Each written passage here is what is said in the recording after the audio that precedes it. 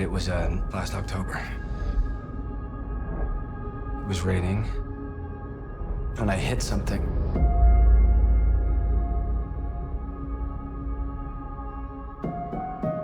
I got out the car and I looked around. I checked, I didn't see anything, and I figured it was a deer that ran off.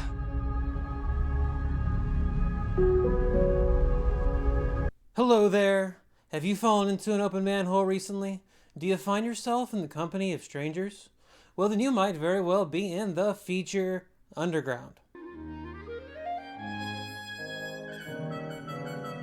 I solemnly swear that my name is Hunter Lanier, and I bring with me this time a review of Juror number 2, the latest and very possibly last film from legendary director, actor, movie star Clint Eastwood. Normally, I only like to review movies before they're released, but in this case, I thought I would make an exception considering the very few amount of movie theaters it was actually released in, and the fact that it comes out on HBO Max, I think December 20th, around Christmas time. While I was unfortunately not able to watch the movie in a movie theater, they never did a press screening in Houston, I was finally able to watch the movie because Warner Brothers finally added it to their For Your Consideration app, which is the app they use for people like me who are voters. Speaking of all of this, the way Warner Brothers, or specifically David Zaslav, according to reports, have handled the release of Juror number 2 and its place in the awards circuit has become a bigger story than the movie itself. But we're here to talk about the movie, and I can confidently say, now that I've seen it, the movie is good. It fits firmly in Eastwood's post-Gran Torino filmography, which is largely focused on common man heroism, biopics, lacking the hard edge of his earlier stuff, which Gran Torino seemed in many ways to be the culmination of. Juror number 2, if you don't know already, is a high concept story in that it centers around a juror of a murder trial who knows the defendant to be innocent. How does he know the defendant to be innocent, you may ask? Because he himself did the crime. But since the juror, played by Nicholas Hoult, didn't even know he had committed a crime until hearing the story from the prosecution and the defense, it makes the moral quandary a little bit murkier. And it's this murky moral quandary that the movie explores. For good measure, the movie gives Juror number 2 an adorable pregnant wife to give you a better sense of what he would be losing by telling the truth. The script is written by Jonathan Abrams, and if you're wondering who that is, you're not alone, because in my research, I can't find a single screenwriting credit to his name. And you can see how the script's aforementioned moral quandary is just perfect for an elevator pitch by an unknown. It's immediately understandable, it's immediately unique, and it's very obviously fertile ground for drama. In other words, it's a movie that is born on third base. During the transition from page to screen, it doesn't lose any of these qualities, but it never really taps into their full potential either. In fact, I would go so far as to say that the movie plays like a really well-written article in your local paper. You get a surface level rundown of events, you get some flavor from the locals being interviewed, and you're left with something to think about. But neither Abrams in the writing process or Eastwood in the filming process give the movie a perspective. And this leaves it feeling a little bit like a cinematic husk. That's not to say that a movie is inherently held back by its objectivity. But movies that do make an effort to remain detached, they pile up the characters and the events with more for the audience to think about and work through on their own. Think of it as a self-serve buffet as opposed to a traditional sit-down restaurant.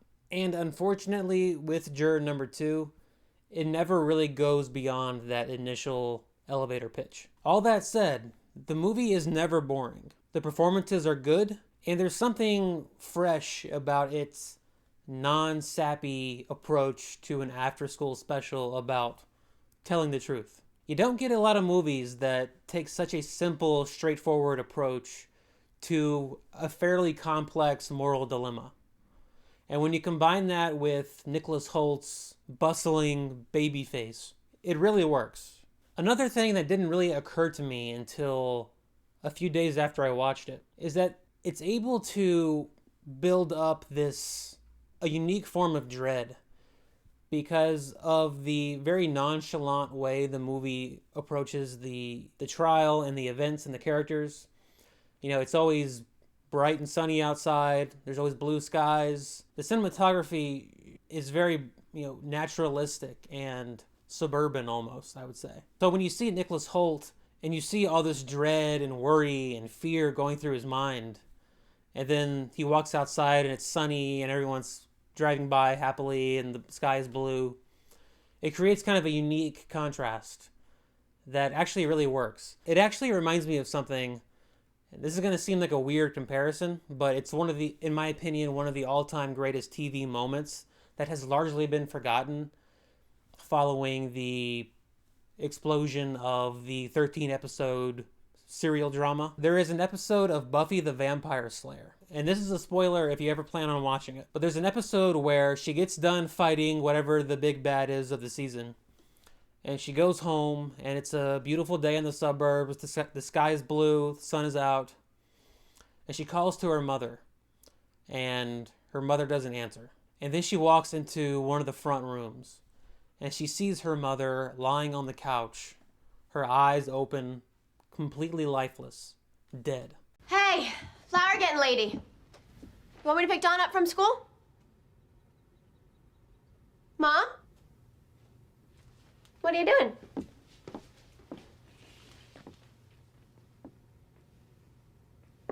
Mom? Mom? Mommy? A vampire didn't get her. A ghost didn't get her. The big bad of the season didn't get her. Some supernatural demon didn't get her. She just had a stroke. In the contrast of a very real, very down-to-earth, very relatable for a lot of us medical tragedy, contrasted against vampires and ghosts and demons, it made that moment all the more harrowing and surprising. And she starts breaking down and calling for help, and she goes outside, and it's just a suburban street, and people are driving back and forth.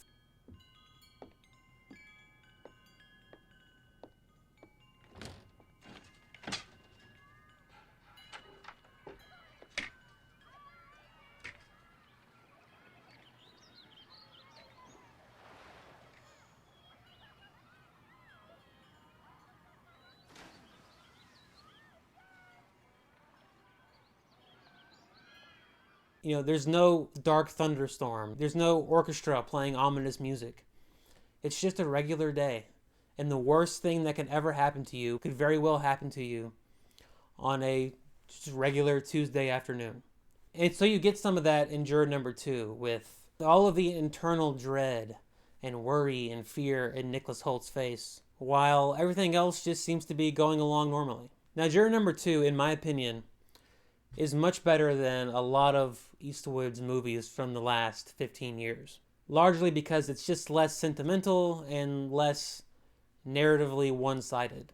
I love Clint Eastwood as both an actor and a director, but probably more as an actor. The Dollars Trilogy, Dirty Harry, The Outlaw Josie Wales, Escape from Alcatraz, Unforgiven, Million Dollar Baby, Gran Torino. These are some of my favorite movies ever made.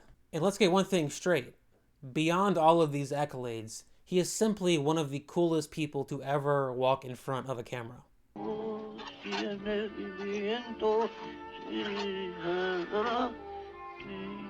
Get 3 coffins ready.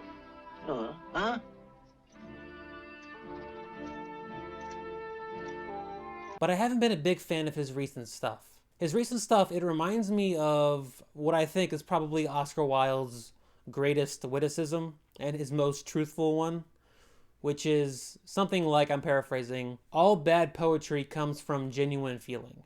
Invictus, Jersey Boys, Sully, American Sniper, they're all just a little too reliant on genuine feeling and not enough on aesthetics, for my taste. Even though my feelings on this movie are obviously mixed, I do think it's worth going out to see, or I guess just in this case, watching on HBO Max. In the same way that I'm still kind of befuddled that self-proclaimed film buffs didn't rush out to see a new Francis Ford Coppola movie, I think you owe it to yourself to watch what could be the final movie of Clint Eastwood, a film legend whose work predates other living film legends like Coppola and Martin Scorsese.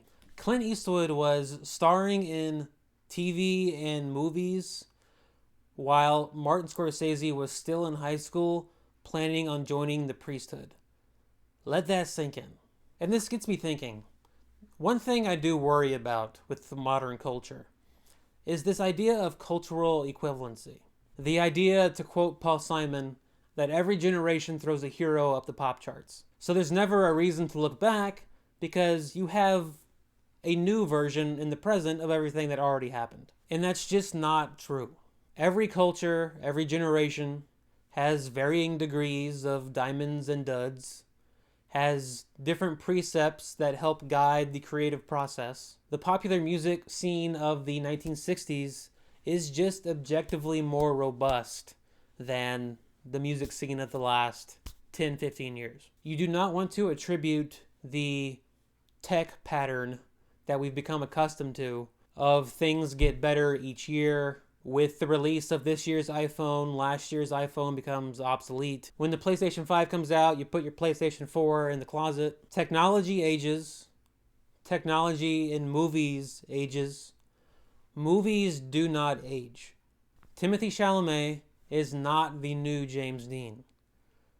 Jordan Peele is not the new Alfred Hitchcock. There is no new Clint Eastwood, and there never will be. There will never be a new Jordan Peele. There is only one. There is only one Clint Eastwood. And he's only going to be around for so much longer. So I think we should appreciate these people while they're still here with us, instead of heaping posthumous awards on them because it makes us feel better about ourselves. Well, those are all my thoughts. Time for you to let me know your thoughts on my thoughts down in the comments. If you want to help the channel grow, the easiest thing to do and the freest thing to do is just to like the video, leave a comment, subscribe if you haven't already, share the video. If you're not already subscribed, I try to take a different approach to reviewing movies than I think maybe a lot of people do on the internet especially. I take a good faith, thoughtful approach, a bit more of a discussion than a verdict, and I always try to draw upon film history since my love of movies isn't relegated to a certain genre or a certain time period. My love of movies is pretty all-encompassing. I would never assume that I would be as good as these people, but my style of criticism, I model it after people like Harold Bloom, who was a famous literary critic, and Roger Ebert, as opposed to modeling my YouTube videos after, like a Mr. Beast or whoever. You also may have noticed that there are some new buttons below.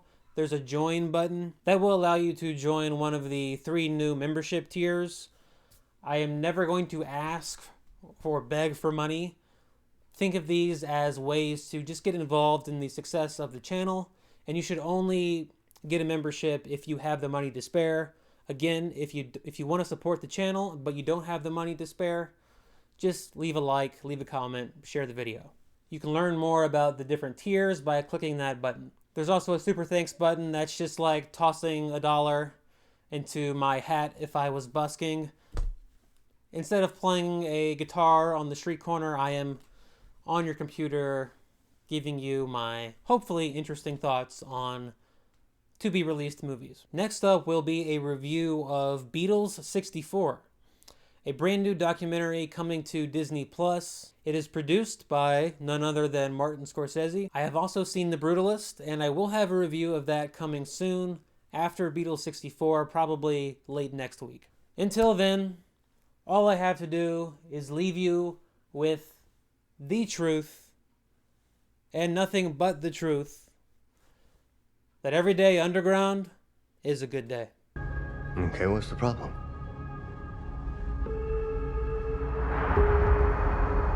I got called for jury duty. The Kendall Carter case? 1 year ago, on October 25th, the defendant, James Scythe, and his then girlfriend, Kendall Carter, they had a fight. And he's gonna pay for what he did.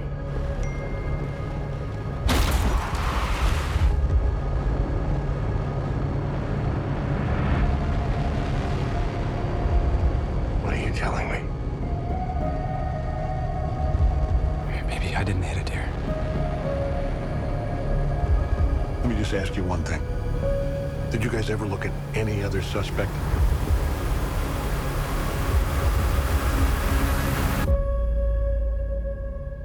You know what to do.